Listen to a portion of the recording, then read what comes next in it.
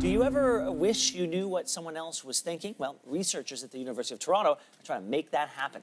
Psychology professor Adrian Nestor uses an EEG machine to record brainwaves and then analyzes them to recreate an image, doing what some are calling mind reading.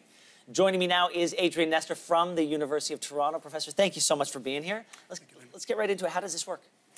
Well, to put it simply, what we do is we hook up participants to an EEG machine, and that stands for electroencephalography.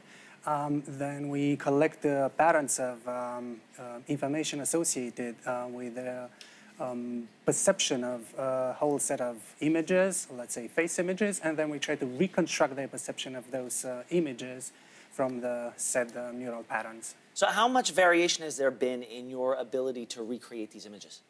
There's quite a bit of variability, and that's because the signal is not always the same, and because we are quite different from each other. Mm-hmm. We perceive the world in very different ways, and then what we recreate based on those signals is bound to be different. Okay, so what am I looking at here? I'm looking on one side. What do we have on the left versus the right? What we have here are examples of face stimuli, images that the participants saw. Yeah. Those would be the images on the left-hand side, and then we have reconstructions of those images from patterns of. Well, the one on the top clearly looks quite good. Talk to me about the possible applications of this technology. Well, assuming we manage to extend that to memory beyond perception, the possibilities are quite interesting.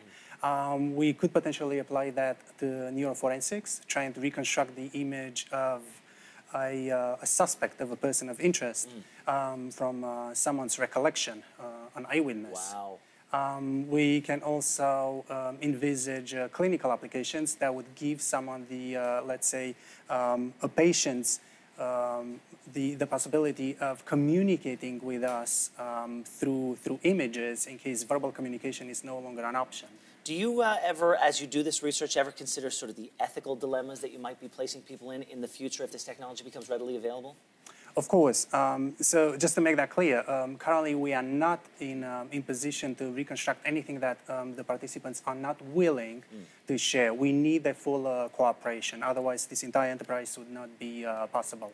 However, one can easily imagine that the technology is bound to get better and is bound to get better fast. So then we do have to consider the implementation of safeguards, both into how people approach this technology and how they use it, and also within the technology itself. Professor Nestor, this is really exciting stuff. Congratulations. It sounds like it's a breakthrough. We look forward to seeing what comes of it in the future. We really appreciate you coming by today. Thank you so much.